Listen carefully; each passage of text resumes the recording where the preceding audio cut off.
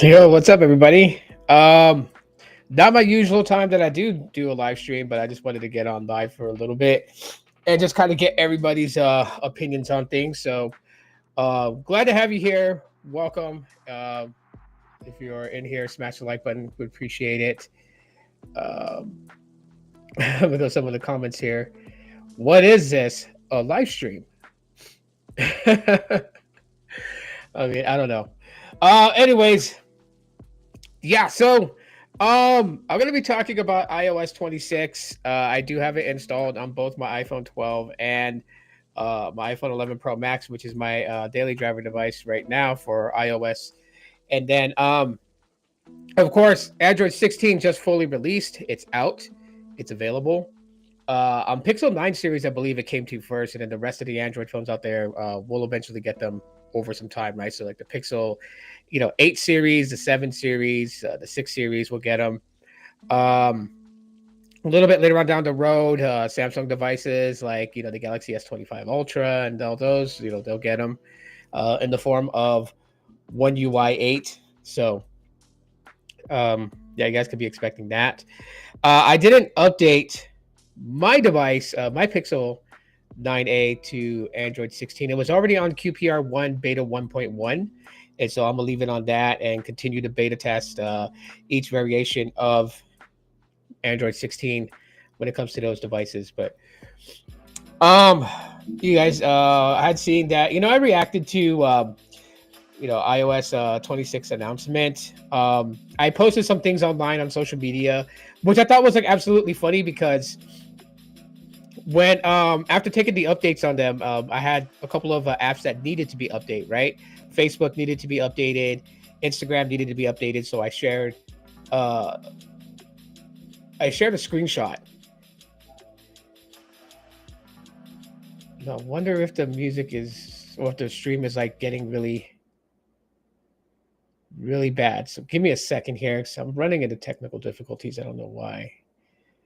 Hopefully the stream didn't crash. That's what I'm more worried about. So like I'm waiting for it, seeing what's going on.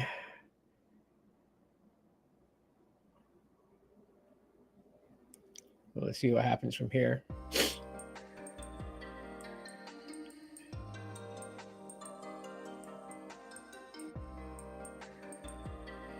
Let's just do something subtle.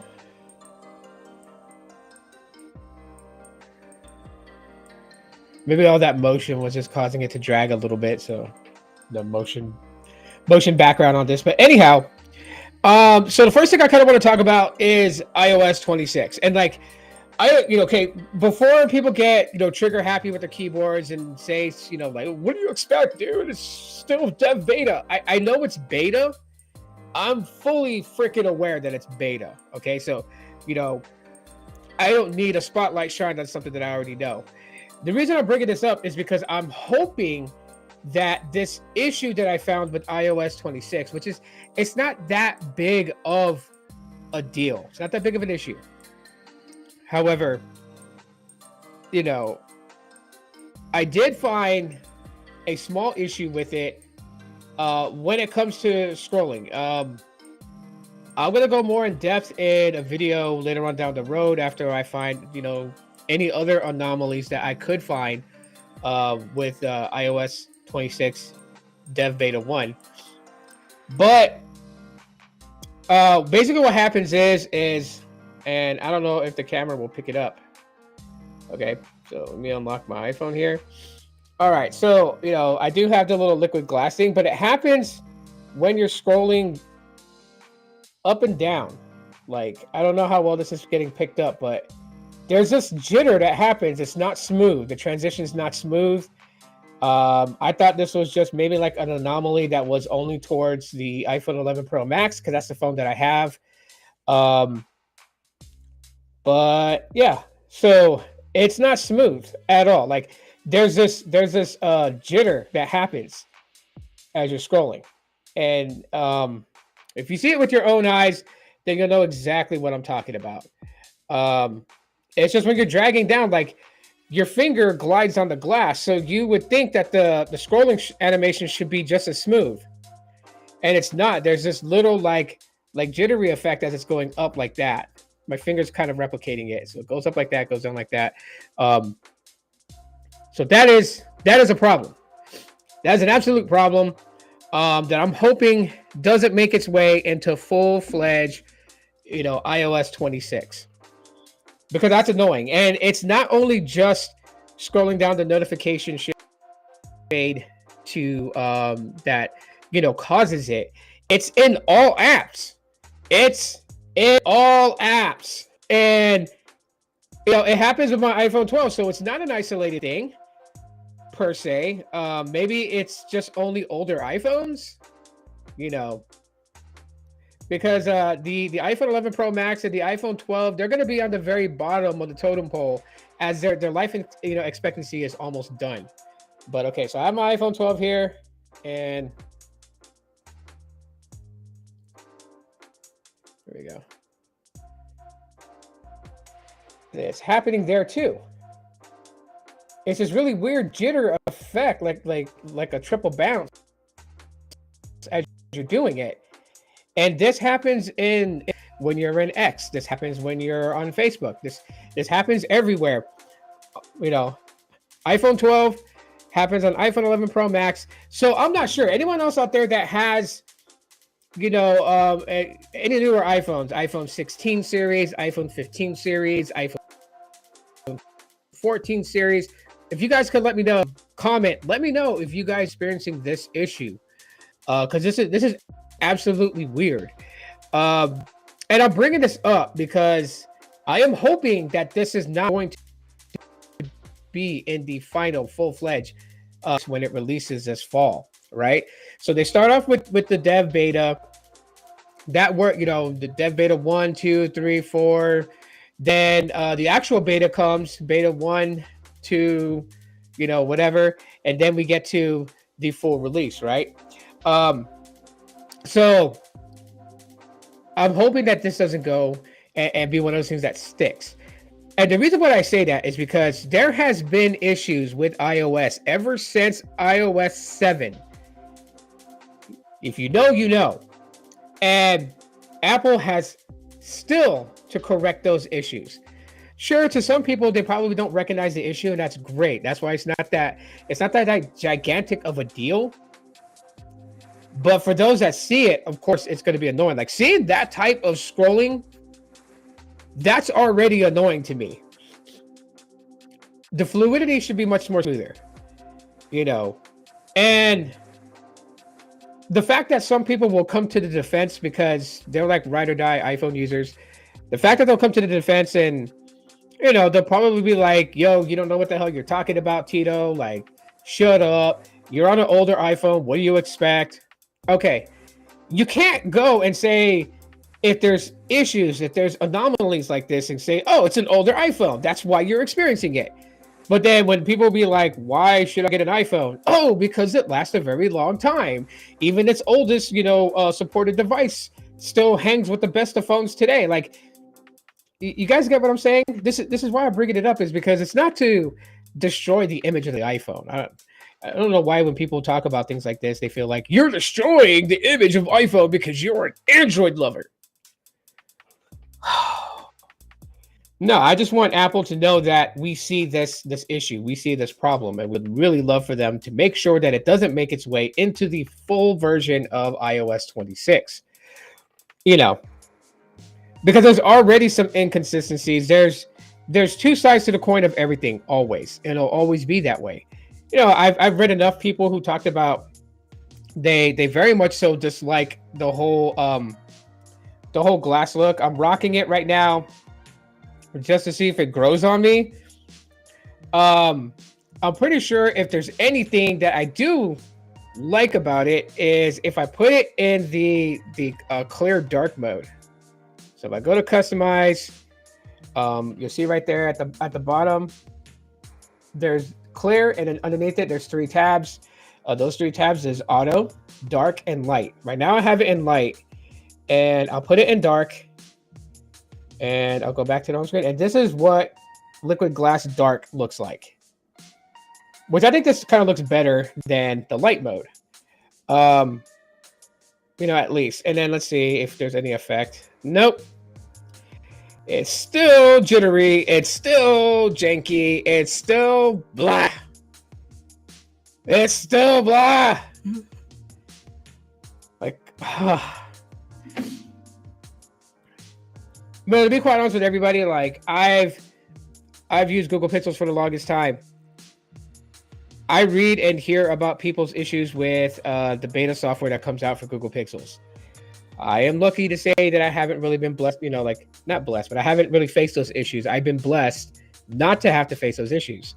So my experience when it comes to running beta software on, a well-known device, I would say that my experiences is much, much better on Google Pixel when it comes to running beta software. There was only one issue I faced being on beta, and that's where when I wanted to take my Pixel 7 out of beta, and I took it out of the beta program. It sent, the software to flash onto the device, OTA. So I did that. It downgraded me back to the current version of Android that wasn't beta. And after it erased everything and it booted back up, it FRP locked my phone, and it was a pain in the ass to get through the FRP lock to get the phone back and recovered. Not even Ubreak iFix could recover it. They tried their best and they couldn't even do it. And luckily there was someone who posted a video on YouTube on how to do it, and it's such a crazy way because it involves actually calling 911 to bypass certain points to get to the next point, because what that version is, what it's doing, the lesson being taught on what to do and how to bypass FRP lock, in the most layman's term, you are trying to use a workaround around through various different apps and tools to little by little crawl your way over to the settings. So you get to the settings menu where you can get down, to privacy and security, and enable a PIN password, and then back out of it completely. So when you go through the initial setup process from a factory reset, it comes to the point where it wants you to type in the last known password, which will be already on the device because you did that workaround, and you type that in, and then it will lift the FRP lock.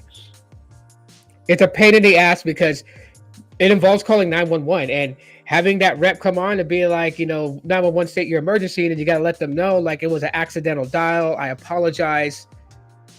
That's about all as I'm going to give information wise when it comes to FRP unlocking. But that was the only anomaly that I faced being on beta software with with the flagship device. With iOS 26, I'm seeing something like so completely different. This whole scrolling issue thing. I was like, at first I was like, maybe I could deal with it, because usually I don't let little things like that bother me when it comes to using the phone. But the more and more that I use the phone, because like for tonight, we took my kids out. They wanted Jack in the Box. It's right down the road. So instead of driving there in the car, we decided everyone go for a walk, right? So we walked, we watched the sunset as we were walking down one of the main roads, heading all the way to Jack in the Box. Took my kids to get something to eat for dinner. And I only brought the iPhone with me. I left everything else at home. And I wanted to use it. I wanted to see if I, noticed anything other than that scrolling issue, and kept walking, kept messing around with the phone, played, games that I like to play on the phone, did social media, posted some Instagram stories. I did a lot of things with the phone to see if I ran into any other issues. And so far, I haven't really, ran into any other issues that I can see so far. But this is only less than 24 hours with iOS 26 on my iPhones. And with the iPhone 12, it kind of ruined the battery, but I expected that, okay? So I'm not going to harp on iOS 26 and say, oh, it's entirely its fault. It's dev beta software, right? It's not even public beta. It's developer beta software. So I expected it to change the behavior of my phone. And for some reason, with the iPhone 11 Pro Max, battery is unaffected. But with the iPhone 12, I was getting better battery on iOS 18.5. So for now, I have my SIM in the 11 Pro Max because when I go places, I need the phone to at least last. I don't always carry a power bank with me. So, that's just the realization of things. So the iPhone 12, I'll still mess around with it at home on Wi-Fi. But maybe every now and then I might pop my sim into it and take it out and use it. But as far as continuing to run and test beta software, my secondary sim is actually in my iPhone 11 Pro Max, and that switches between that and the Galaxy S21. So it goes back and forth between them. No big deal.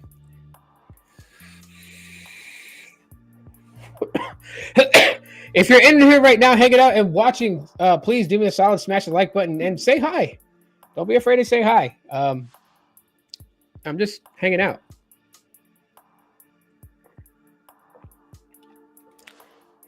My wife went to go have dinner with her friend, so I'm lonely and bored. We were gonna watch a movie together, but then her friend invited her out to dinner and to hang out and talk. And my wife is so busy, so she never really has time to go out. So I was like, yeah, go ahead and go out. And I'll sit at home. And so I was like sitting here, and I'm like, well, we were gonna watch a movie together, but she's not here. I was like, oh, well, I'll get online and hang out with everybody on there because I always have fun doing this.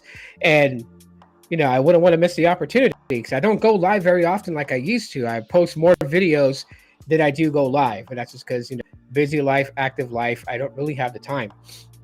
And honestly, I'm sorry to everybody that used to like enjoy watching live streams every day, and me not being able to do them. Like I'm truly sorry about that. I have a lot of things going on. I have a brother who's getting married here this month. Actually, in 10 days, he's getting married. Um, so have that. I have a Hanai brother who recently passed away, and I'm dealing with that.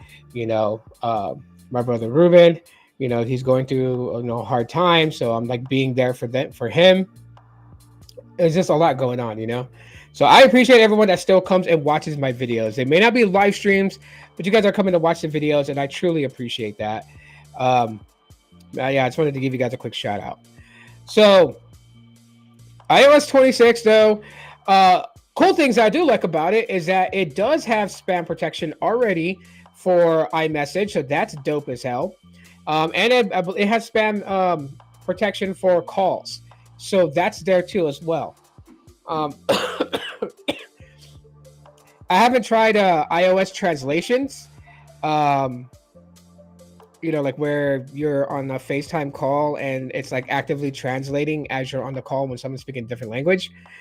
So I can probably test that out with my wife a little bit later. Maybe have her use the iPhone 12 for a little bit and just like FaceTime call her, and she can speak to me in Spanish, and I can see if it translates it for me so I can understand it, type of thing. I got to test those out. But I do know that a lot of the things in the keynote that they talked about, as far as, smart features that they were implementing into iOS, it's currently there with Dev Beta 1. And I know that, this has been around for a while. I mean, I expected to see it on social media. I expected it to see it on X. I expected to see it on Threads, where people were like, yo, my friend told me that, they love the call screening feature. They love, the hold for me feature on their iPhone. But, Pixels has had that for 3 years, 4 years, 5 years. And it's like, okay, like we know this to be true. We don't need it to be validated, to that deep of a thing. At least iPhone users can now understand what we Pixel owners used to kind of brag about. We used to always make videos, and that's one of the things that a lot of content creators that like Google Pixels would definitely highlight in any of their reviews is, the smart features that Pixels had or have. Sorry, not had. They still have them. So now that iOS users can experience these things, I think it's great. Competition is key when it comes between these two companies, and it only pushes for more development of something unique and something cool. And so I'm all for it, for the back and forth. I think one of the funniest things today that I watched, if you guys didn't watch it, you guys should go check it out. But Chris Perillo gave his assessment, his thoughts about iOS 26. I think I think that what he most liked about it was the features that was being brought into iOS, and of course the tools and the features that were in iPad OS 26 were more welcomed and received. But a lot of the things that they talked about, he wasn't too impressed by.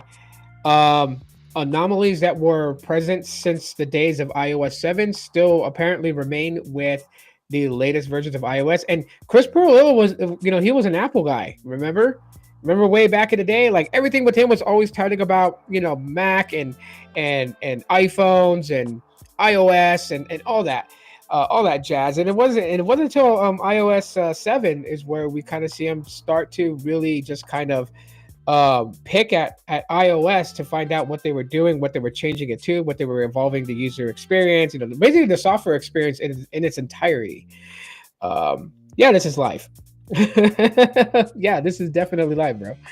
Um, so I watched that earlier today. You know, Chris Pearl just really just kind of got down there, and what's up, B Tech? Chris Pearl just really got down there and really just kind of tore apart iOS 26 for the things that he noticed that were slightly wrong with it, and he's not lying. Now, again, we know this is developer beta software, so this is not full-fledged iOS 26. They can change things. So, like, the anomaly that I shared with the scrolling, if you, I'll upload a video showing it later on, but if you want to see the actual video, if you follow me on Threads, you'll see the video on my Threads page, and send you a link. You want a link to join in?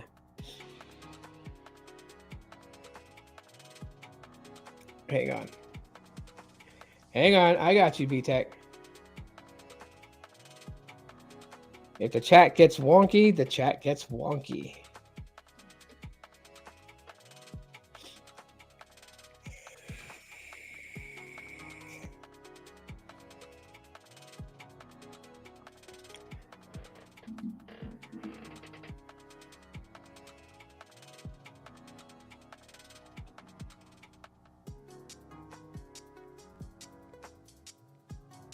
There you go. I sent it out to you. Yeah, he was, but he ripped apart iOS 26 today. Some people didn't like it. I mean, it's always that way, right? Like when Android 16 came out and Material 3 Expressive, there were people who were like, "Yo, I love the way it looks," and there's people like, "Yo, this thing looks like crap." It's subjective when it comes to the user interface and how it looks. It's subjective, right?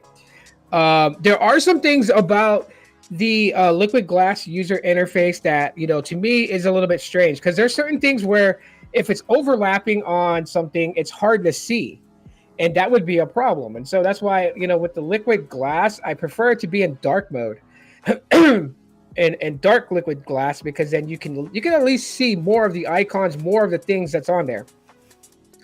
No, to be quite honest. So I mean, there's that. There's just, I don't know. Yeah, you should have gotten the link, B-Tech. I don't know if you're setting up to join on here. Aha. I am going to switch it into that.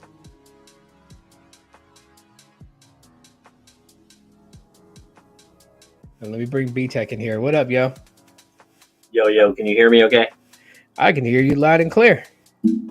Cool. So thanks, man. It's about midnight where I am, but I'm like wide awake right now. So I was like, is this guy really live right now on a random Tuesday night? So I was like, let me see if he's down to have me join in, just for the hell of it, I guess.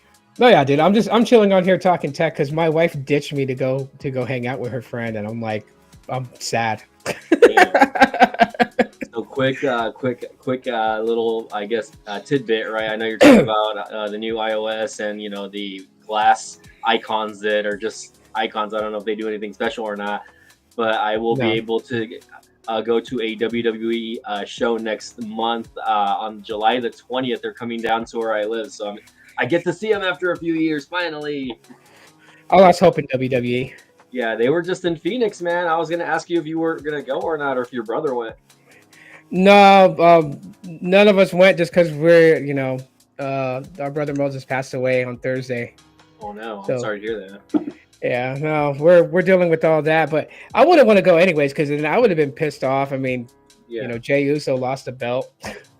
still, man. Last time that you could have seen Cena live, the last time.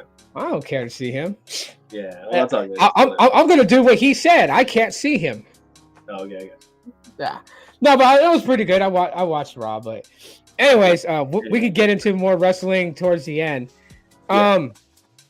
You watched the keynote because you were in my live reaction, which I don't know why some people get a little butthurt about it. They were like, a live reaction of Yeah. what? And it's like I can't show it because Apple will strike me. Yeah, they'll strike you. Yeah, I was actually like going back and forth between like your stream and the actual keynote itself, because trying to like listen to you react to it like simultaneously on one screen while I was listening to you like on my phone. So I was like, okay, but yeah, man. I mean, I didn't really think anything too much of it, honestly. I mean, it really wasn't anything that to gawk at. Basically, I feel like they're still not really showing that they're going to be like heavy in the AI department, I guess, at least not yet. Yeah. So I mean, they're trying to show other things aside from that, like here are these special features on our camera that you could use now, or we're simplifying everything for everybody. Oh yeah. Well, but it got much needed things, things that make the experience between a Pixel and an iPhone pretty much similar, right? They got the the call screening, they got the hold for me. Yeah, they got the spam protection on iMessage now too. I don't know, man. How long has that been on Android, man? Oh, it's been on for a while, but I mean that they have it now. So it's like if you transition from a Pixel, say like you're not, that the 10's not for you, you don't like it, but the iPhone 17 is for you. Well, at least you still get those same features in iOS. So yeah, you're not missing anything now. TJ, the only thing that I see different from current iOS from before all this came out is just the icons would be more like what's on the Vision Pro. Yeah, but it's I think it's poorly executed. Someone's probably gonna rip me for that statement, but they could have. I get why people are asking if the development team for iOS is unalived, because it almost feels rushed. Like there's certain things that when like you scroll down in a setting and you bring down something else, like it overlaps and it just completely just like washes all background foreground together, and it just makes it hard to see things. I think they could have implemented that a little bit better, and hopefully they will. Like, this is just developer beta, so they may change things up based upon what people get feedback on. So yeah, it felt like they kind of rushed it. Even to the anomaly that I found, which is really irking the hell out of me. I've never had something bother me this bad. And you know what? I could get over it. In a couple of days, I'll get over it. But seeing that little jittery as you're scrolling, like you pull down the notification shade and it just it's like bouncing as it's moving. It's annoying. And it happens in X, it happens in Threads. It just happens when you're scrolling. But I don't know. I'm like waiting for someone that has like an iPhone 16 and has the dev beta installed on their phone to say, no, it's smooth with, Pro Motion and stuff. Like, I don't know. Cause I have older iPhones. I have an 11 Pro Max and a 12, and that's what I have it installed on. So, did you install it on any of your 13s? What, the new iOS or what? Yeah. iOS 26. No, I haven't done it yet, man. Shockingly, I should probably do it on my 13 and 13 Pro. I just haven't done it yet. Let me take a look to see if the update's even available. It's available. I would say do it on the phone that you're okay with not wanting to use if it annoys you. So it's not like on your main iPhone. Well, yeah, my main one is the one I use all the time, but I think I'm gonna install it on my my backup first. Yeah. Yeah, install on your backup first and play around with it. At least you don't have to use the liquid glass thing too. That's something that I think people need to understand. If they don't like it, you still get all the other icon settings like the tint, Radiant Switch Tech. What up, man? Well, I'm You still get. checking right. I was gonna say You I'm check. checking it on both phones, and it says my both phones are up to date on iOS 18.5. Have you registered for beta? Oh no, I don't really mess with beta. Yeah, you have to register for beta in order to get access Yeah. to it, so it sends you it. Yeah, you can just go to the Apple beta page and then register for it. Okay, I thought the actual live software was already out for it. No. iOS 26, like the full version of it's not coming until fall. Yeah. Yeah. So Gotcha. if you don't want to put beta on your phone because you don't want to risk like soft bricking it or losing any data, then you don't need to do it. I already got it on my phones. I'll just like if you want a video like B-roll footage, I can record some and just send it to you, and then you can make something for your channel. I don't mind doing that. Oh yeah, I'll just keep an eye on your channel, and if I need anything, I'll let you know. I don't really. It's not something I really want to talk about right now either way. But yeah, thanks. Yeah, it's yeah, it's just one of those things where it's like, hopefully, that's the only reason I'm bringing it up is because it's not that I want Apple to fail. I just want Apple to know there's this anomaly that I found, and I think that they need to like make sure it doesn't make its way into the full version because that's gonna piss people off. But you don't have to do the glass either. Like I said, you can still do the tinted version where it makes all the icons the same color as your wallpaper. You could do the dark mode one, you could do the light mode one. So you don't have to use the liquid glass. It's just a new icon setting they have for people. I bet you like Android is going to copy it really quick and just no, man, that's blasphemous. Don't do that. Don't let Google hear that because they're probably going to be like, oh, we see people like it. Let's do it with the next, like, no, I don't want it on Pixel.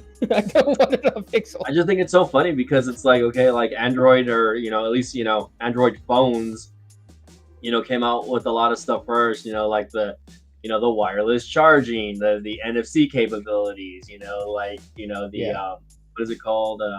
I guess the nearby share, or I mean, they have Bluetooth obviously, but Apple has its, what is it called again? The where you can send this stuff really quick. Apple AirDrop.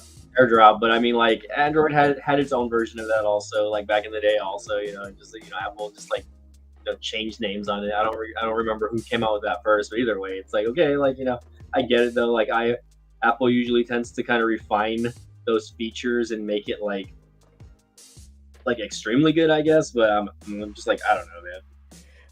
Yeah, when it comes to that type of stuff, when people are like, Apple's late to the game, but Apple like they may come late, but they make it better or whatever. To me, those statements that people say, it's subjective because there's things that Apple claims that they've made better and it wasn't better. Like I found that same feature better on the Samsung, or I found it better on a Pixel or on LG back in the day, so yeah.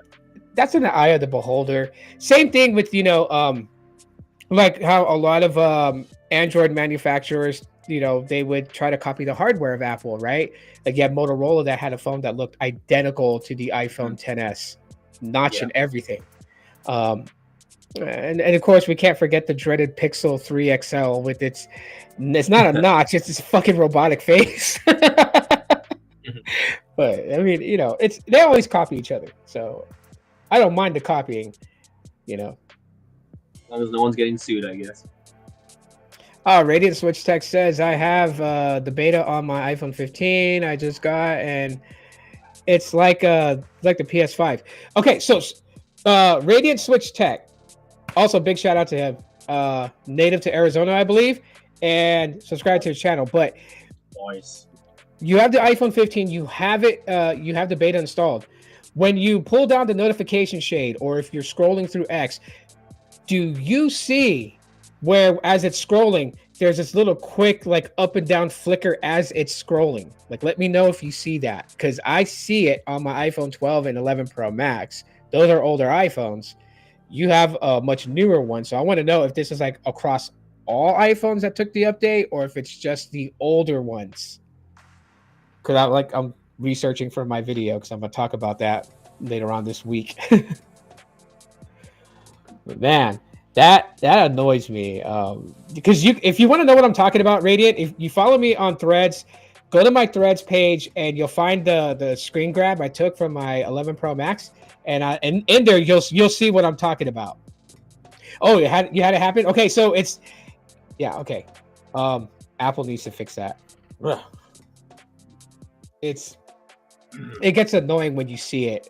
When you're immersed in what you're watching, like if I'm watching YouTube or if I'm reading people's posts, um, I'm not really looking for it. But if I'm just like pulling down the notification shade, that's where I mostly see it because I'm like trying to look at a notification and I see it happening and it's like, stop doing that, you know? Um, so yeah, but I think that's all I really want to talk about for our iOS 26. But I do want to get your opinion on something now that I have you on the live stream with me. What's that? I'm pretty sure you may have heard about it because it's going national of what happened in Vegas. Mm-hmm. And I did a live stream on it ended up going because I didn't see where I was sending it to when I set up the live stream. So it ended up going to the Shorts channel. Oh shit.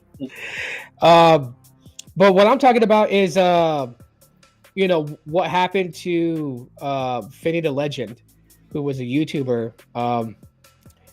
Yeah, he was unalived in Vegas on his live stream. Like, what? Yeah, that's news to me. I mean, I'm not familiar with the YouTuber. I mean, but damn, what the hell?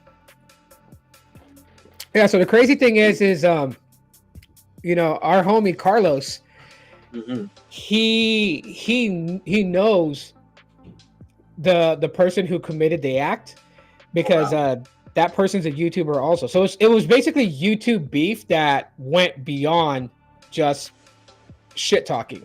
Crazy. Like I was following it because I saw it hit the news, and I was like, when they mentioned the Sin City family, which is a group of content creators in Las Vegas that live stream on the Vegas Strip, and they show like all the night acts like at the Fremont District, or they walk the Las Vegas Boulevard Strip. So like I've heard of them, I've seen their channel. When Carlos used to speed test live stream, he ran into them at the Fremont District and kind of clicked up with them. So every now and then he would hang around with them and walk around and live stream, Yeah. That's how I heard about them. So I know Carlos made a new X account on the platform. He made a new X account, and I was going through it and I saw that he followed me, so I followed him back. And then I seen that he was across the street from, looks like a cul-de-sac, and there was a bunch of cops there. And then so I watched his live stream on X. I think I saw it when he was live streaming also, like a little bit of it, but like I had to tune out because I was busy. Yeah.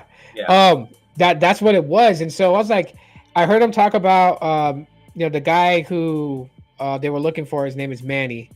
And I guess he had, so like in a nutshell, not trying to drag on like a whole library of the story of what it was, but from a lot of people who looked into it and then reported on it, I guess for the last 2 years, Manny and Finny have been beefing on YouTube over copyright strikes.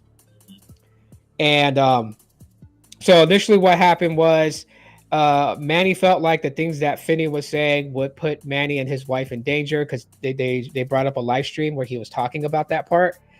And then,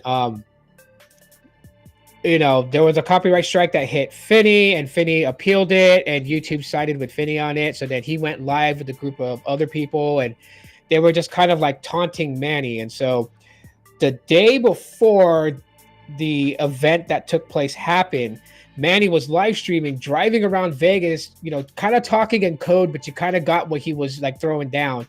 Literally, just basically in a nutshell, saying he was looking for Finny because he heard that he was in Las Vegas, and so he was going from casino to casino to find him. Yeah. And the next day at night, Finny and his wife were at the Bellagio right across from where they have that giant Paris balloon in the Eiffel Tower. Mm-hmm. Yeah. And so Manny was walking on the sidewalk, and he walks across Finny's live stream, and then you kind of hear them get into it, and then Manny comes back into the shot of the live stream, and then he pulls out what he had and fired, I think like seven shots. Jesus. 4 of them, I believe, hit Finney, the wife tried to protect her husband, so she dove in to try to help him, and then she took a couple of shots, so both were unalived. Oh wow! So both of them passed away. Yeah, That's yeah. nuts, man. And I was thinking about it because, like, I was like, man, like, how does this beef get that far where someone feels like that they have to do that, I it's mean, yeah, yeah, go that's ahead. it's unfathomable. I think, like, like I get, like, there's, internet beefs, Twitter beefs, and stuff like that, man. But it's like, okay, like, to go to the point where, like, okay, yeah, maybe there's some dispute online, when it comes to whatever content you're posting or whatever, and copyright, whatever. But it's like, okay, to take it a step further and to, go and rather than, get, some third party involved, like police or, lawyer or litigation, right? They're Yeah, just like, no, I'm just gonna go, I'm gonna go and do this and, ruin two people's lives and their families' lives, basically, just, off of some, some, again, like, I don't know the whole, I mean, you gave me kind of a brief summary of what was going on as far as, like, yeah, between them, but it's like, okay, dude, like, that's pretty yeah. crazy. There's always going to be And, more like, to it. yeah, there's always gonna be more to it. Maybe there's stuff that we don't know about, right? But it's Oh, like, for sure, There's stuff we don't know because not everything comes out into the light. You know what I mean? yeah, But that's but just the gist still, of it. yeah, it's still horrible. Like, the husband gets, the pow pow, and then the wife, tries to jump in to defend, or, try to help him out. You know what I mean? And she gets caught in the line of fire. Yeah, And, again, I don't know if these people had kids or whatever like that, but just for that to happen, it's ridiculous. Honestly, it's like, bro, like, go touch some grass. Like, yeah, like, I don't know. I mean, it is yeah, what it is, though. I like, condolences to the people that passed away, obviously, but yeah.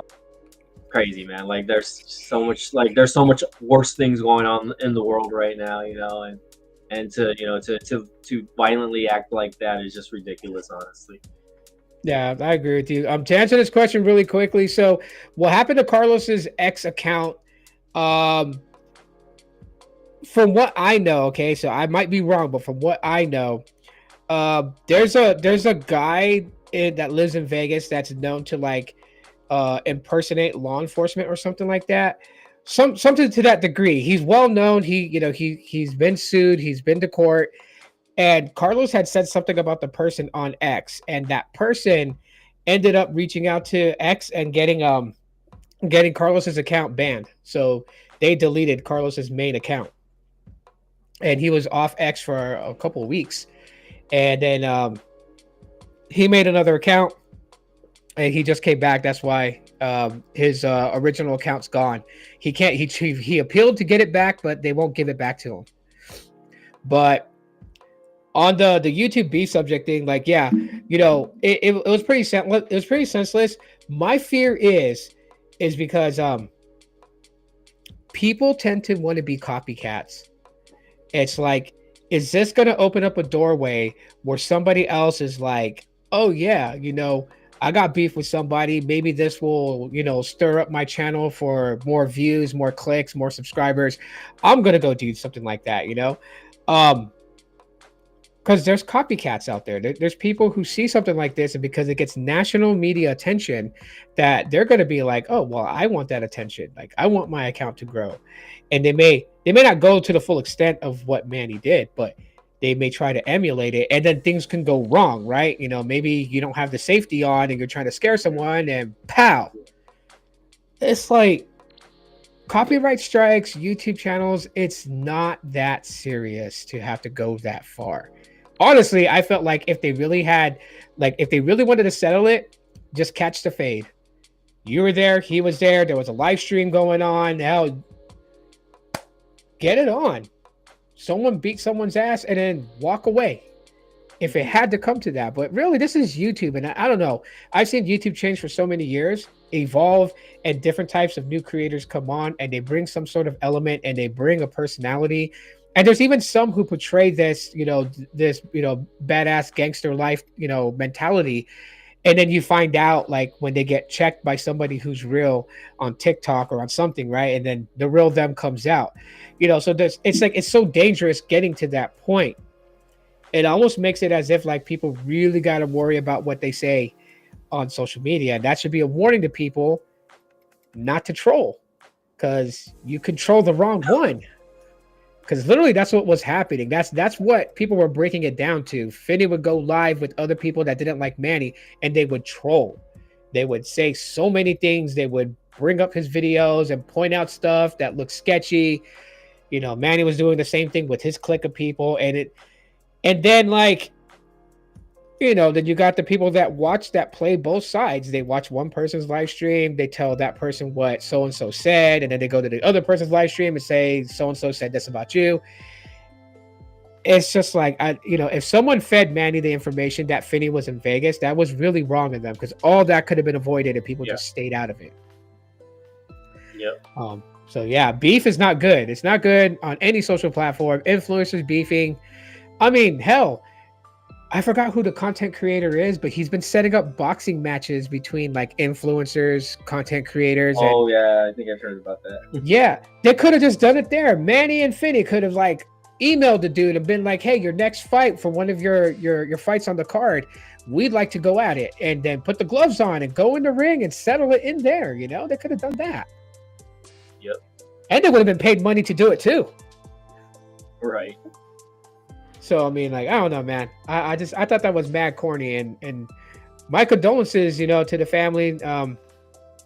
Real. It's just, it's sad, dude. It's too many people are going. Like, I lost a brother, and it's tough because he was only 44. He was turning 45 this year. Heart attack. Yeah. It's the worst. It's the worst thing, and I got to deal with that. I lost my mom 2 years ago, almost 2 years ago. And then my dad is like, he's at that point. It's like, man, there's just so much going on. The riots in LA. And then we had a riot. Well, they tried to start a riot here in Phoenix. That was crazy. Yeah. Apparently, I don't know. There was something going on in New York also. I don't know if you heard of that. But Bro, I mean, I'm sure it's everywhere. I mean, right now, also, like, I don't know if I've mentioned this. I don't really talk about this on like my social media, but there is like a lot of ICE agent stuff going on down here where I live currently. They've been already like scouting several cities in the area, and like literally miles away from me, man. So I'm just like, okay, like this is happening. Yeah, the thing is there's people that's either reporting it. So like, I would say this, right? Like, I'm not taking sides on that issue at all whatsoever, because it's such a touchy issue. But I would say this, okay? If you were born here, if you lived here for a long time, if you were granted, acceptance to come into the United States, you don't have to worry about anything. They're not kicking you out. For what I know so far, and this is what I know so far, I could be wrong.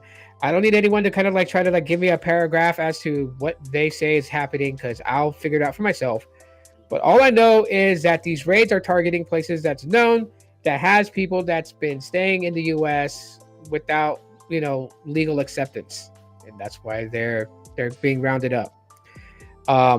It sucks. The reality is we have countries and we have borders for a reason, right? The same thing would happen if like there was like a bunch of criminals that fled to Mexico and were hiding in Mexico, and the Mexican government's like, hey, you know what? Send the federales and round up all these guys and send them back to the U.S. Every country does it. We're not the only one to ever do it. And I think people need to stop doing that, and people need to stop feeding into the negativity, and definitely stop destroying people's cars. Like, I don't know what gives people the right to light someone's car on fire just because you want to protest and make a statement. Like, to me, that's corny as shit. Like, stand up for what you believe. That's one of the things that we have in this country that makes this country great. You have the right to literally say F the USA if you want to say that. No other country is going to let you do that. Do that in Mexico. Do that in Mexico, and the cartels will light your ass up. You'll be Swiss cheese in no time. It's crazy, man. All I'm going to say is, and like I told my kids, don't be combative. if you're questioning school, because I don't know if they're targeting schools. Someone was talking about it to me, and they're like, "Yeah, they're gonna target schools and grab your kids." I'm like, "Well, I told my daughters, they come, they call you to the office. You don't have to talk to them. You can call me. I'll be right there." Um, Man, everything is going downhill. It makes me like worried about things. Like I focus on tech and everything like that to keep my mind away from, a lot of that stuff that's going on. Because there's a lot of people they're just on it. Like everyone's on this rah rah rah. Let's go and destroy the city. Like why? That's where you live. Yep. Like I don't know. Be safe. Be careful out there, man. Oh yeah, for sure. I mean, like for me, like I just work and I come home. That's it. Basically, I don't really get involved with any such things like as protests or anything like that because I know it could turn it can turn ugly, man. And I understand like wanting to be there for stuff like that, right? But at the same time, it's like, I mean, well, at the end of the day, all we could do is vote. Like that's my opinion on things, right? You can voice everything, but all I can do is vote and hopefully vote. The voting makes some sort of change, but unfortunately, the dimwits that we have in office, not just the top tier presidency. I'm talking about Congress also. People that have been there for like 50 years that are taking home, $400,000 a year off of the government's money for not doing anything and just basically, deciding nothing, basically not changing anything. It is what it is. Yeah, it's such a crazy thing, and like, System. I think the real at the real core of it, if I'm going to voice my opinion on it for people to actually know what my opinion is, there's always going to be two sides to the coin, and two sides to the coin that think that their point of view is right. Even if you can spell it out, because that's the thing today. Like some people are like, hey, let's educate them. Let's talk to them. But there are some people who don't care. Like you could go to somebody and try to explain to them like, oh, they're trying to get rid of, a lot of people who came into the country illegally because they're living off our welfare system, and our welfare system spread so thin that, people who are US citizens can't get the help that they need because the help is already being taken.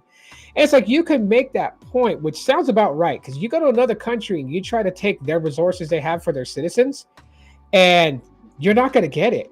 Like they're not going to choose you over their own citizen to help.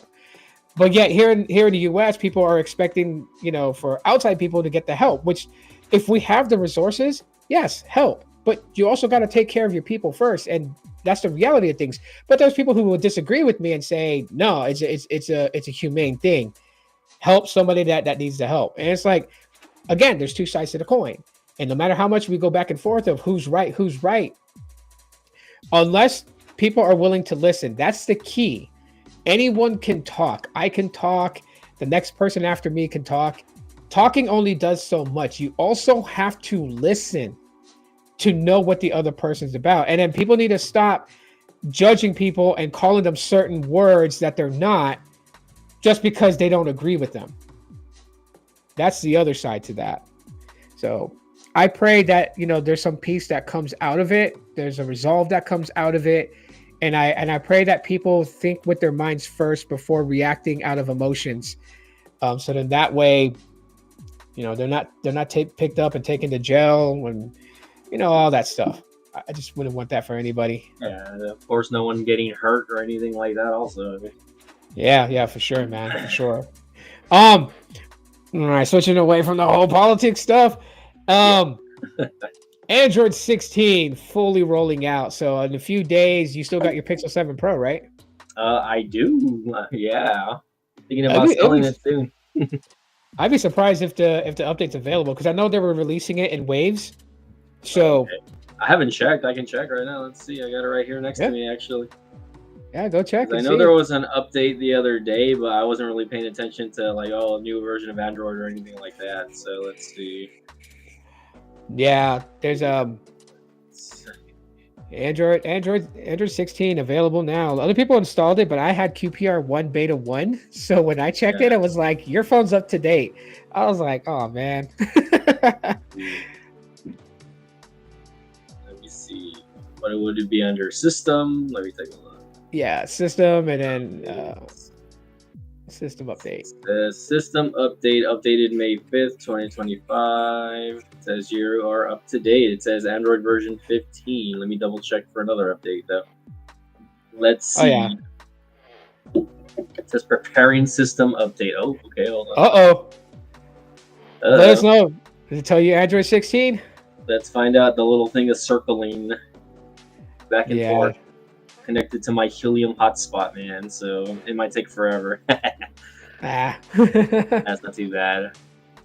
It's not too bad, but it is just saying preparing system update. So I don't know. I don't recall downloading anything though. So it's probably, if it's telling you preparing system update, it's grabbing the connection to begin downloading from the server. So yeah, once it has it, it'll pop up and be like, it'll tell you what version you're updating to and what's new. I'll keep an eye on it, but for now, I did get a new device. I don't know if you saw my unboxing on it. The A36. The A36. I actually kind of like it, man. Honestly. Really? Yeah. I mean, I'm not really too much into Samsung devices, but considering that I've had worse Android phones, especially Samsung devices, this one's actually not too bad, honestly.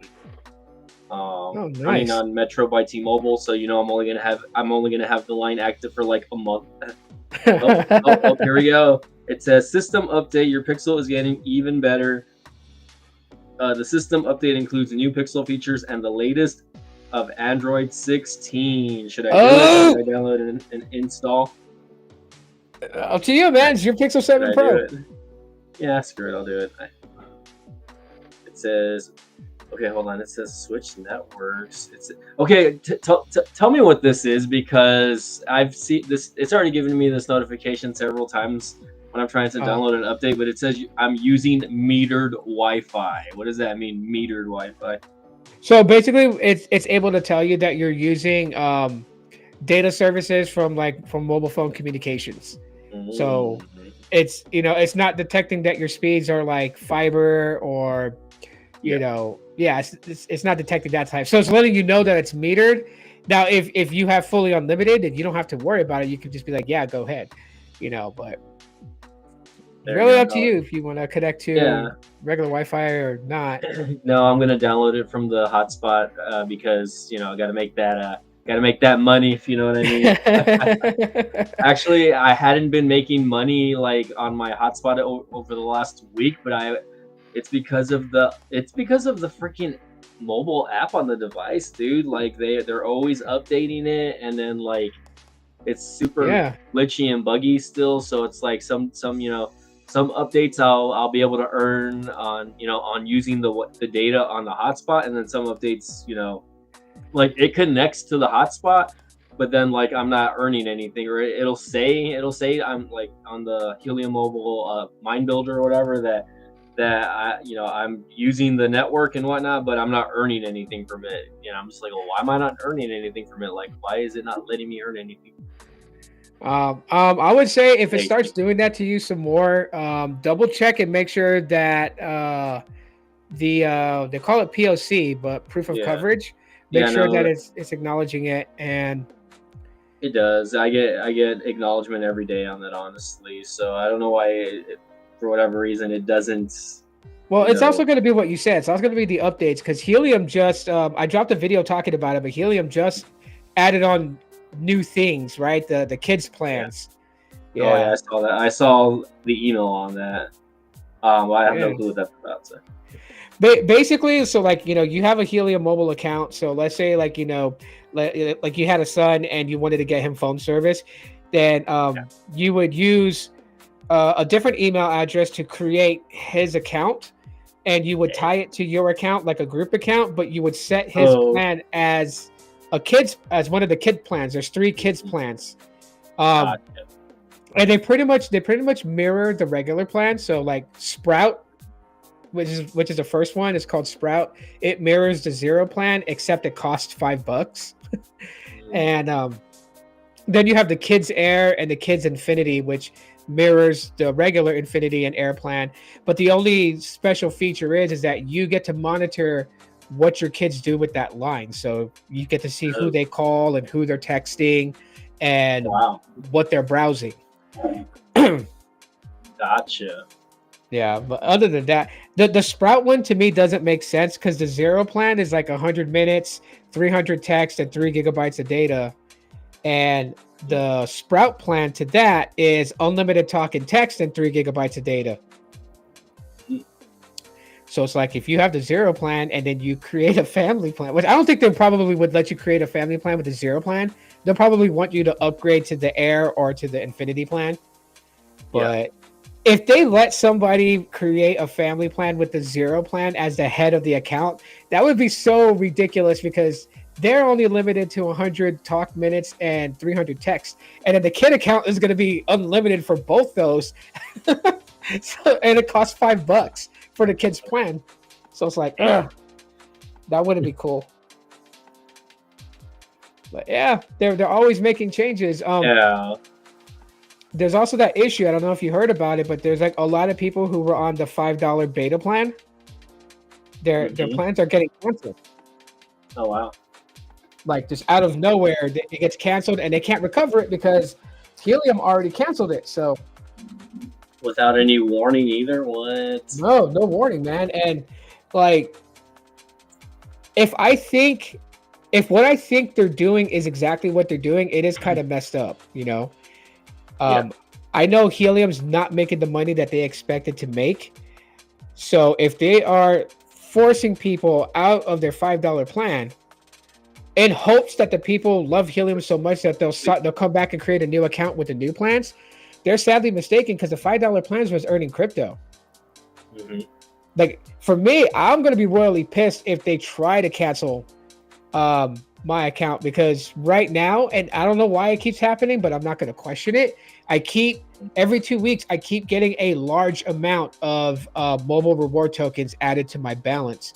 So my mobile rewards balance is $321. My HNT is at $98.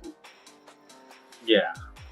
And I'm like, if they cancel my account, I'm going to be royally pissed. I keep a screen recording every day. I delete the previous one and then I record a new one for record that I had that much money. Because if they cancel it, I'm going to demand all that money payment up front. Like they better pay me certified check or whatever. If they're like, connect your wallet and we'll transfer it, like, no, you're going to pay me cash, not crypto, because I won't trust them from that point. And that's my fear. And that's a legit fear. I've had people DM me on X and they're like, they're worried they're going to get canceled and they don't want to lose their number. So they ported out. Like 2 people, one ported to, what was it? Mobile X, and the other one ported to Google Fi. Oh, damn. I'm like, damn, it's got people shook. And so I'm like, oh, they better not do me dirty. I pay $20 a month. Really, I don't pay anything because I just make the crypto pay for it. But technically, I pay $20 a month. So they better not touch my account. That's all I'm gonna say. $5. It's really wrong. They could have given the option. Maybe they could have, like, if they made changes to the plan and given a little bit less because the person's only paying $5. Like, okay, that's better than just straight up canceling somebody's account and then sending them an email telling them that they violated terms of service, but not explaining what they did to violate terms of service. Like, that's shady. Yeah, like it's super weird. I hate that they still send like the rewards in mobile, because like I think Coinbase doesn't even like want to take that crypto anymore. I think, or apparently that they're going to take it off. I don't know if you got like an email about that. I probably did. I just didn't read it. Yeah. Like my goal, and because I had already prepaid for the month of July when the bill is due. But after that prepayment goes through, I think what I'm going to do is, because it's probably not going to be recognized to really do anything with value-wise of it, that I may just go ahead and pay for an entire year's service, and then just go at that. And if they cancel my line, they're going to have to refund me back. I'm just going to like pay for a whole year free, like to make it free for a whole year, and then just focus on HNT. Real, man. But yeah, man, like I don't know, like the reward system is kind of buggy also, man. Like on here, like it says I have like 200 on mine. Hold on, the app is glitching again, but where am I going? Oh, referrals, right? My referral says I have 17 referrals. It says 14 are pending, 16 qualified, 3 token referrals, which I don't know. I don't know what the max on that you can get. And then I have $30 monthly token earnings, and then I have $275 worth of credit on my thing. So I'm just like where's that credit going? Where is that credit going? Yeah, so Helium's got some things they need to work out, and definitely they are losing the trust of customers, and that's not good at all. Yeah, I mean, like I like the concept and I get the idea, but it's like okay, like you're very this. I mean, it's just very buggy right now, right? Like I feel like it was better like when I first got into it, and it's like the longer I've had it, the buggier it's gotten, and I'm just like, why? Like it's supposed to get better over time, not worse. You know what I mean? Yeah, like, and that's the thing. So it's like, it kind of sucks. This is why currently right now, like, I'm on hold with any brand deals with the smaller MVNOs like Whoop Mobile or Cube or any of these other ones. It's because there are too many of these small MVNOs breaking in. Yeah. And it's like they're wanting to snatch up all this market, but it's like, are you really going to stay for the long haul? Because it's like they're repeating the same patterns of what happened with Ant Mobile, where Ant Mobile was getting huge, but then, they had to sell out because they couldn't pay Verizon. So, yeah, I just feel like that these small brands got to build themselves into something a little bit more bigger if I'm going to accept a brand deal with them and work with them on anything. But yeah, I think I learned a lesson from Helium here. So yeah, I definitely got to eat my slice of humble pie. Yeah. How much does Helium pay you per day to a month?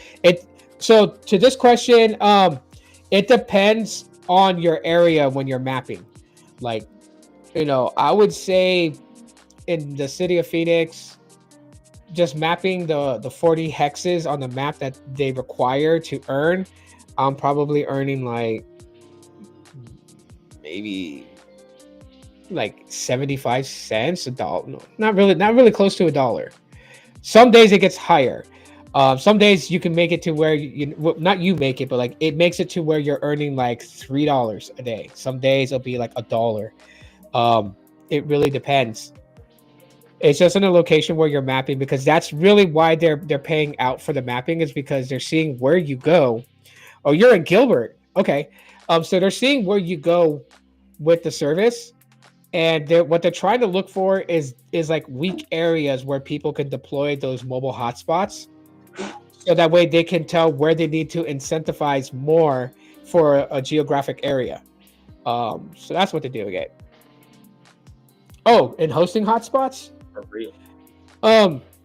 So I guess you could answer that question, B-Tech, because you have a hotspot, and so you can tell them how much you earn a day, give or take. It just depends really on how good your connection is, honestly. Like I have a little bit of a slower internet at home, so they also base it like on how fast your internet is, but usually they want you to be like, they want your download to be at least over 100 megabits a second. So having fiber is like obviously awesome. I have an indoor hotspot, so on like my peak days when I'm like using the stuff like all day, you know what I mean? Like Yeah. and I can earn like $4 to $5 a day depending.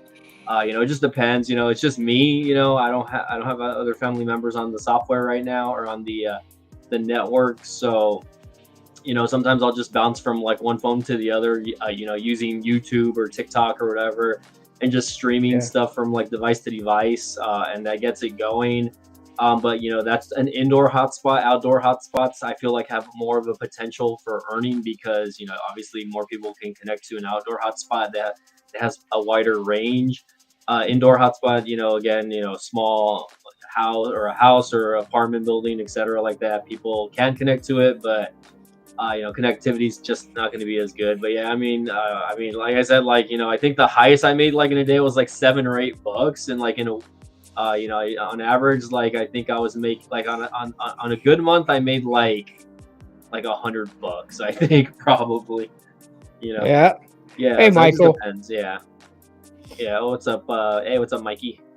Yeah, George. George. he is in here. I hope you're safe out there, Mikey. By the way, because he's in Yeah. Cali. Yeah, man. Be safe out there. But you know what? I've been seeing a lot of TikTok videos where like a lot of the people are saying like there's no riots or this and that, that they're peacefully protesting. So I don't know. I don't know. Like sometimes the media is just posting stuff that they want you to see and not like the actual stuff that's happening. So I mean, I would believe I would believe it was peaceful protesting, but you know, when you have someone that can validate the date and time of an event that they were live streaming, lighting a car on fire, there's yeah, nothing peaceful about that. So, you know, I just pray that you know that everybody is safe out there, and people think with their brain before their emotions, and don't do anything to get themselves into like huge trouble. Just peacefully protest, state what you want to state and stand up for what you believe in, and that's fine. Don't attack anybody, don't break into businesses, don't loot it, don't do none of that stuff. Um, but that'll be okay. But switching tracks. So for anyone who was here for the tech and don't want to listen to anything else, I'm giving you guys a heads up. I'm switching it to wrestling, man, because I need your opinion on what recently happened. So sure. I let's am here. let's go. Let's go. Let's do it. Let's do it. By the way, I'm off the next couple of days. If you want to get into it on the Deathlock podcast, so either or, whichever you want to do.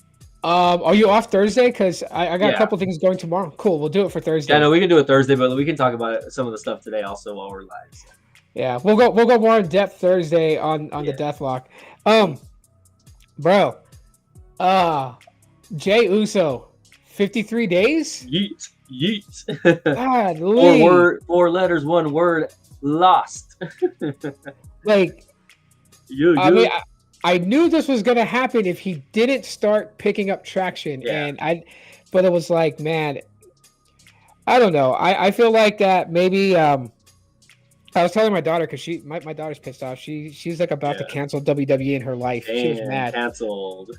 And I was like, maybe they did this because maybe they didn't want Seth to take the belt from Jay. They wanted him to take it from Gunther. No, I don't think so. Now that Gunther is the champion, I think they're kind of going to be leaning more towards Sami Zayn towards SummerSlam. Which Right would be now, cool. potentially, Saudi Arabia. I know that's not too far away from now. We might get a Goldberg versus Gunther match just because they've been kind of trolling that also a little bit, but not sure. I mean, I kind of knew it was gonna happen. I didn't think it was gonna happen this soon, but I was like, okay, like if he's gonna lose the title, it's gonna either be before SummerSlam or at SummerSlam, right? So I saw Seth Rollins winning at Money in the Bank as an indicator that man, they're gonna take the title off him right away. If Seth Rollins is winning this, and I was expecting to cash in. Yeah, I was expecting to cash in on on Saturday night when it happened, but nothing happened, right? Match finished or whatever. That tag match was horrible, by the way. Yeah. Anyways, we can get to that on the Deathlock. We'll wait. Nothing to scoff at, but anyways, it's so forgettable that I literally forgot about it. But going to Monday Night Raw, you get a small tidbit of Seth Rollins, and you're like, okay, he's coming out and he's interrupting the Cena and CM Punk, little promo that they had, right? Which is a crazy direction for them to go in, because I mean, not crazy, right? I mean, because I figured CM Punk and Cena was going to happen at least once before his retirement date. He only has about 20 dates left apparently, but the fact is the last time we saw CM Punk, he was getting beat down by Seth Rollins and his crew, and from CM Punk to go from that to John Cena is just wild to me. You know what I mean? Like where's the story there, right? I think it's going to be a much broader thing, because when you think about it, and even though this is just my guesstimation, this is not some inside dirt sheet crap. This is just what I'm thinking. Because they want to put CM Punk against Cena. Obviously, more than likely Punk is not going to win. He's just going to be another rivalry that Cena had that he's going to put down as a final time before his retirement. And I'm thinking Gunther has the World Heavyweight Championship. Yeah, Sami Zayn, because Sami Zayn is still hot in some way.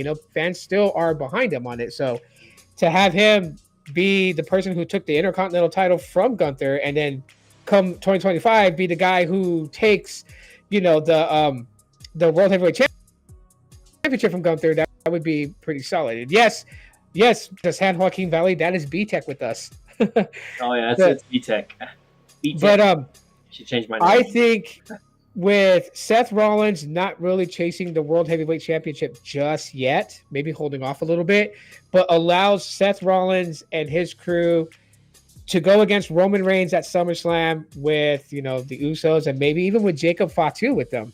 It's probably going to go until War Games, man, honestly. So that's where I see it going, right? I mean, because we're still leaving out, you're still leaving out Roman Reigns, right? Roman Reigns is gone.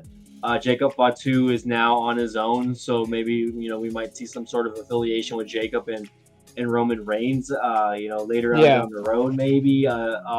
Maybe obviously Jey Uso is going to be a part of that if he doesn't get that's back what I'm into thinking. the title picture. Jimmy Uso as well, right? Jimmy still has probably some sort of contribution towards him, and maybe Uso, or Sammy Uso.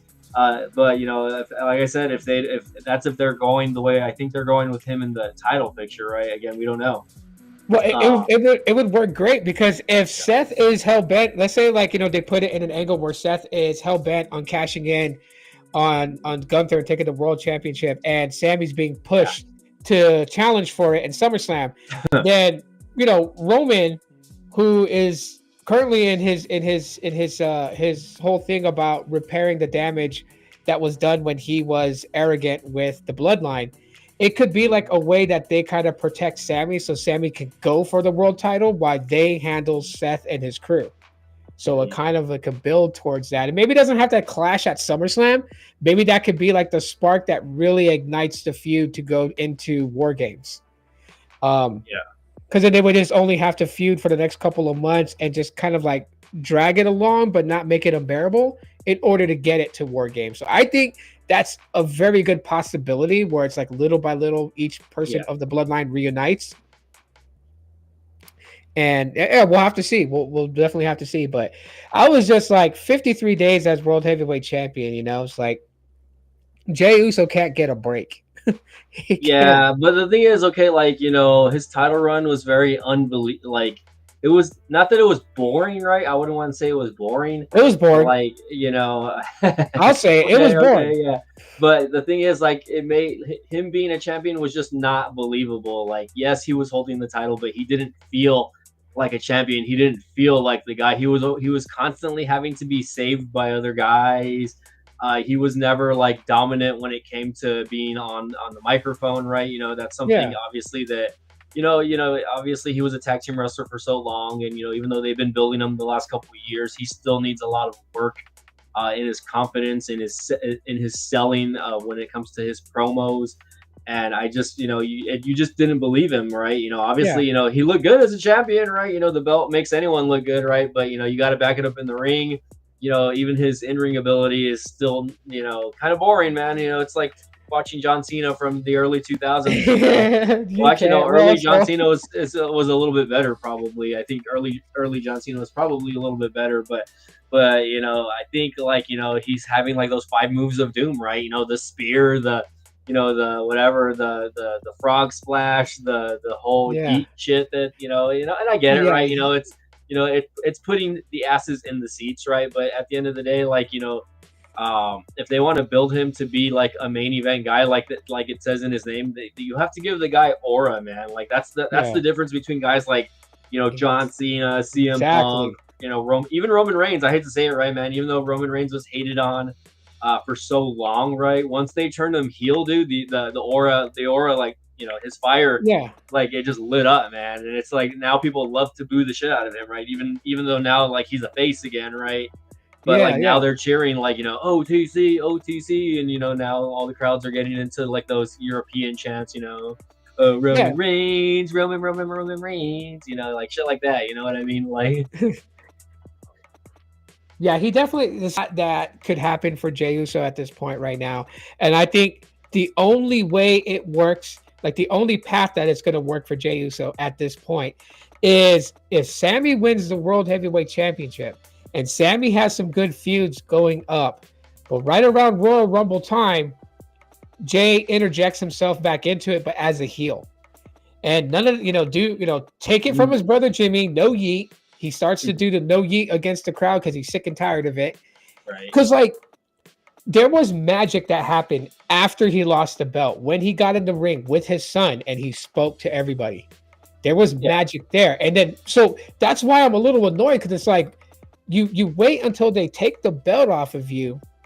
And then you give us something with substance. Like, by the way, they did not show that interview live. By the way, I think they posted it like post show, and I got to see a little bit of it. Right, and the thing is, like you've seen, like what you're talking about, right, is his vulnerability. Right, we saw a little bit of it prior to him winning the world title. Right, once he got into it with Gunther, and Gunther beat down his brother. And he got a little more serious, right? That I think that's what we need to see. We need to see a more serious, Jey Uso, because again, like no one believed him, like no one believed in him. Like I didn't believe in him as a world champion, but like I'm not a kid, right? We're adults. We see things differently than kids do. Like when I was growing up, like obviously everyone was cheering for Stone Cold Steve Austin back in the day. And he was the guy, but the thing is, like like it seemed like every time you watch WWF back in the day, it's like Stone Cold backed up his shit. You know what I mean? And in this case, you can go back and watch all that, but it's like Jey Uso, dude, he wasn't really doing shit. He wasn't, he wasn't being the aggressor. He wasn't being like the guy, man. And that's what really upset me. Again, like that everyone was just coming in to save him. Like he was always having to be saved by somebody here. Yeah, it's very vanilla. There. He was very vanilla. That's what I would say. It was very boring. So I think a heel turn's good. Heel turn. Yeah. Go ahead. Go ahead. So I was gonna say. So it's understandable why they took the belt off of him so long. I'm surprised they even kept the belt on Damian Priest a little bit longer than they did on Jey Uso. But now we can officially say Jey Uso was a transitional champion, and that's okay, right? Because again, they as a company, they have to test out the waters.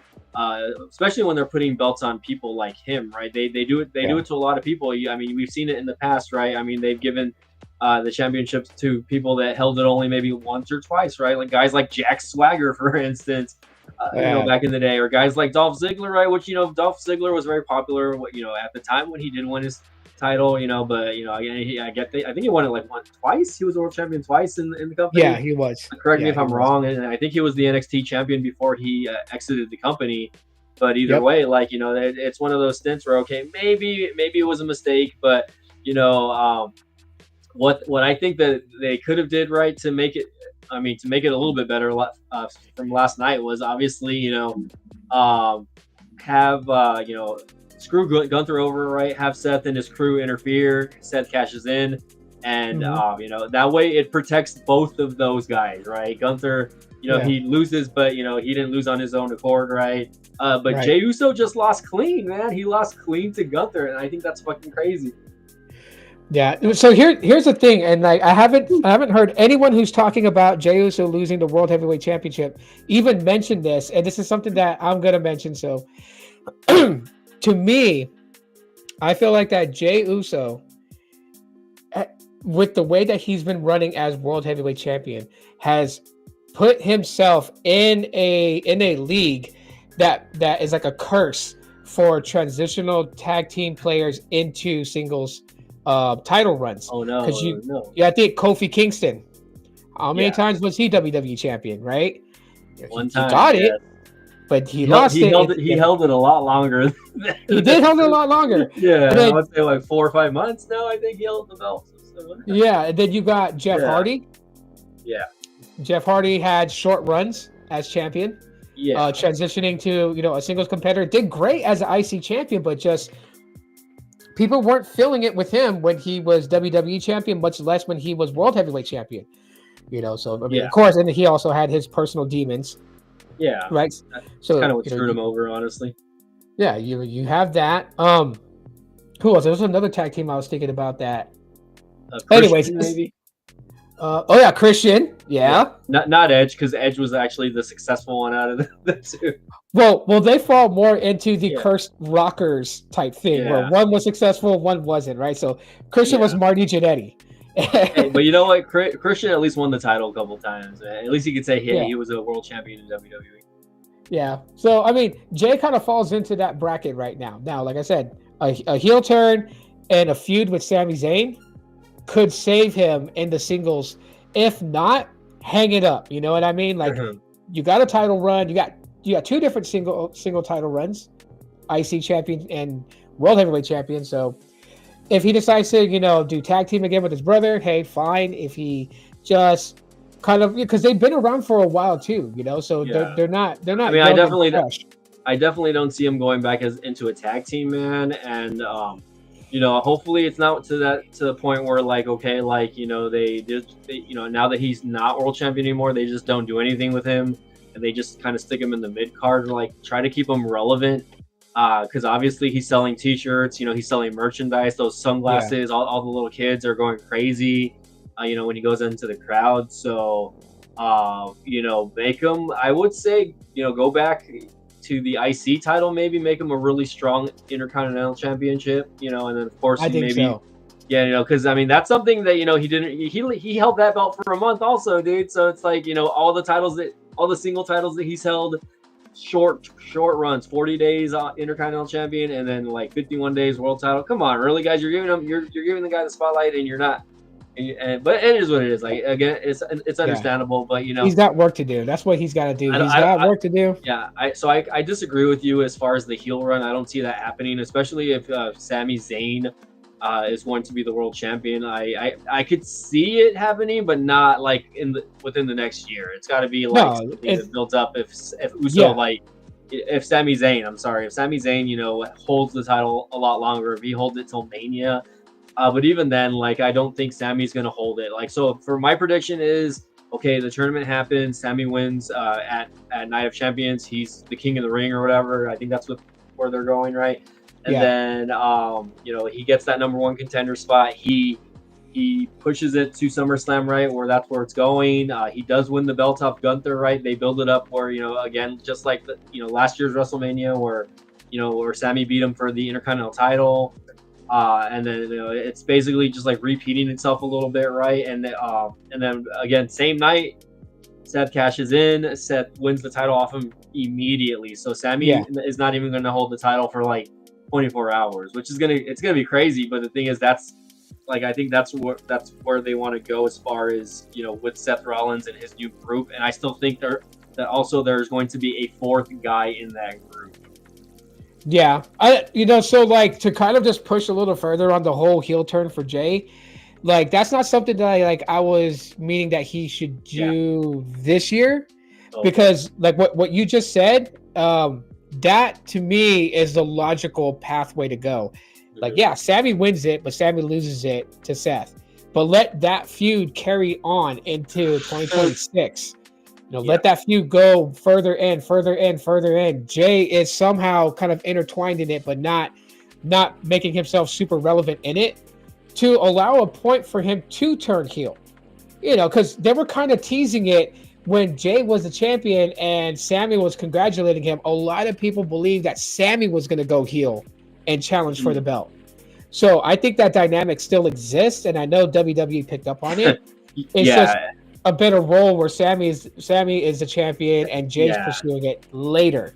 Like, And that's true. Actually, now that you mentioned that, I don't know if you remember that backstage segment that he had with Karrion Cross, yeah, Sami Zayn, where yeah, Karrion Cross was like, I don't believe that you're a good guy. So, maybe those were little seeds that WWE was planting, for Sami Zayn to possibly, turn heel down the road, right? Obviously, not right now, obviously, because Sami, still doesn't believe what he's saying. yeah, But obviously, that could happen.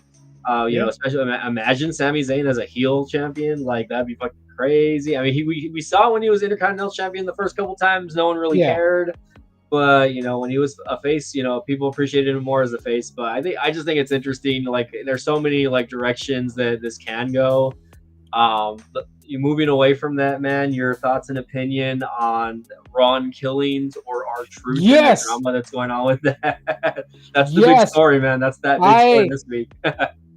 I am so I mean, of course, like a lot of people were shocked in the fact, right, that he made it clear that a dual personality thing, kind of like with him stepping away from the happy-go-lucky and I'm gonna Yeah, make you break character in the ring, our truth, yeah, to being taken serious yeah. and Hmm. going by Ron Killings, which I think is a Yeah. great move. Um, because I would like to see him feud with Cena. Like honestly, I would like to see him feud with Cena, and it would be such a different match because it's not going to be him coming out dressed as John Cena and Yeah, using the 5 moves of Doom. It's going to be Ron Killings. yeah, You're going to get Ron Killings, NWA champion. You're going to get Ron Killings from from the indie scenes, from other promotions. You're going to get him, yeah. and I think that's one of the other things that I was telling a friend of mine who was talking to me about it the other day. I was like, a lot of people wanted to see John Cena go heel, so for his final run, he's gone heel. But on the contrary to that, a lot of people wanted to see R-Truth go serious again, Hmm. and now we're getting that. So it's like, Yeah. I don't want to like put the cart before the horse, but could Ron Killings be the one to lift the belt off of Cena? I mean, I don't see it. I don't see it happening myself. Although I could see like why you would want that. You know what I mean? Yeah, I mean, the feud happened already, and the fact is, like, he already lost to Cena, so Cena's moving on to Punk now, right? But the only way I see it going back to that is if he again interjects himself in that match at Night of Champions, which if you watch the Monday Night Raw, there was no indication that he was going back to John Cena. There was no mention of him and John Cena or whatever like that. It was more just like, okay, like, the fans brought me back, this and that. He cut his hair. He got a little more serious right on the mic, which, I like, right? Again, I know part of his new contract was the name, obviously, because he wants to be able to use that name after, he is actually, released in the future, right? Or if he decides to leave on his own terms. yeah, He could take his name and, he could use it on the indies. He could use it at the signings and everything like that. So I do like it though. I definitely am intrigued to see what they are going to do with Ron Killings, because again, like, for the people that are listening in who have watched wrestling for many years, like me and Tito, like you got to see some of that in yeah, the early TNA and NWA days, right? I yeah. remember watching that shit, and then his early WWE days as well. But obviously over time that changed. Vince liked him more as a comedic guy. He was just mostly known, as a funny guy, and he was just there. And like every year, something more silly happened. He got funnier with the crowd, and it kind of just stayed that way. We never really got to take him seriously, even though he was, tag champions within the last year. He was a 2-time United States champion. He was a 54-time 24/7 7-Eleven 24/7 champion over here, you know what I mean? So I mean, if you think about it, he has the most title reigns in WWE history. Like, Yeah, it no does. one's, no one's gonna touch him. But 17 years with the company, longevity. Yes, we know since COVID has happened, he hasn't really been a full-time wrestler, in the last, basically since like I would say between 2015 and 2019 were the last years that he was like mostly full time. But they bring him back, on stints here and there. He'll come back and tag team with the Miz, or just come in and with the comedic acts, but never really as like as a serious wrestler. So that's why I'm excited to see where it goes. I mean, again, he's like what, 54 years old now, so Yeah, almost 54. He's 53. yeah, But see, here's one thing to it though. Like I feel like the reason why that I feel like that he will have another run at John Cena is because one, he's going under Ron Killings, right? So completely different person. And I think that's what happened on Monday Night Raw. I think they didn't want him to mention Cena and what happened at Saturday Night Main Event, because they wanted for the fans who don't know, his past, they wanted to give them that shock factor, like solely focus on Truth going away and Ron Killings is what you get now. But at Money in the Bank, he made that statement that it's not over between him and Cena because he attacked him. yeah, He hit him the same way that John Cena hit him. So I feel like it's like a filler. Even if they don't make Ron Killings be the guy to take the belt off of Cena, it is somebody that they could put into the mix to kind of fill that gap between SummerSlam and December. Because I mean, you got CM Punk next. I don't feel like CM Punk is going to win. I love the guy. I just don't see them giving him that accolade of saying he took the belt off of Cena. I love his promo. I love how he admitted that the belt changed him, right? He went back to those days with him and Paul Heyman, and so yeah, I just see that's something that's going to happen down the road eventually. Like Ron Killings, I don't see him as a face. I don't see him as a heel. I see him as him tired of being the joke and is now demanding to be taken serious. And so, because they can always, he's so maneuverable. We could think that he's going to go after Cena, and then all of a sudden they make him a heel to feud with somebody else that needs a good heel to feud with. They could make him face, which I hope they don't. We've seen a lot of him in R-Truth joking around. So I think he's just a filler. Just for the whole Cena thing, but I think he is going to make, a really big statement because he's 53, 54 years old. Yeah, he's only got so much time left. I mean, to even grab a decorative statement in the WWE books, now's the time for him to do it. So that's where I see that going. Yep, we'll see how it goes. The year is still young. We still got a good 6 more months. Yep, storytelling. Because we have a lot of cool things that's happening, right? Bailey came back and attacked freaking Becky Lynch. That was pretty badass. I don't know why I was laughing so hard because someone posted her shorts and they were like, Sasha Banks is back. I'm like, wrong person. Oh my god. I was like, she may have purple hair, but that's Bailey. That's not Sasha Banks or Mercedes Moné. That's not her. Wrong person. I mean, most of the girls have colored hair now, so it's not like, it's like, oh, she's blonde, she's brunette. No, it's like blue hair, red hair, purple hair, whatever, Yeah. But, I don't want to give too much because I want to deep dive more on it Thursday on the Deathlock podcast. So for those of you guys who are watching, you guys are listening, if you guys enjoy wrestling, please head over to the Deathlock podcast, subscribe, catch our live podcast. We try to go live as much as we can, but the shows are definitely worth being there and listening to what we have to say, including our resident heel commentator who graces us every now and then. He'll grace us with his presence. The semifinal boss. Yeah, the semifinal boss, and hopefully we can get him Thursday on with us, so then that way, we have a good show. He's been wanting to jump on. I'll send him a DM. I sent him the stream link tonight just to see if he was available, because sometimes he's at work and he's able to jump on, but I don't think he was available tonight, unfortunately. Yeah, so send him a DM, tomorrow sometime. Well, you're already in the future. I'm in the past. So hey, technically it's Wednesday for me already. You're still in Tuesday. I'm still in Tuesday. Like for those witnessing history in the making, where two friends are talking, but one is in the future and one's in the past. I'm a day ahead of Tito. That's what's it. It pretty much correlates to that saying, right? If you take a shit at 11:59 p.m. and you finish at 12:01 p.m., it's the same shit, different day. Yeah. Especially if you haven't fleshed it. Right. Yeah, but I'm gonna call it a night, bro. We've been on for a good minute. Right. Yeah. But yeah, Thursday for sure. If you want to do a duel, if you want to do like one tech podcast on your channel and then one wrestling podcast, I'm down for it for both. Just let me know. Yeah, no, we can get on. We'll see what's up. I don't know if I'll be multi-streaming on that, or I mean, like one and one, from one channel and the other. I don't know. We'll see, I guess. And then I'll send you a DM on the times tomorrow.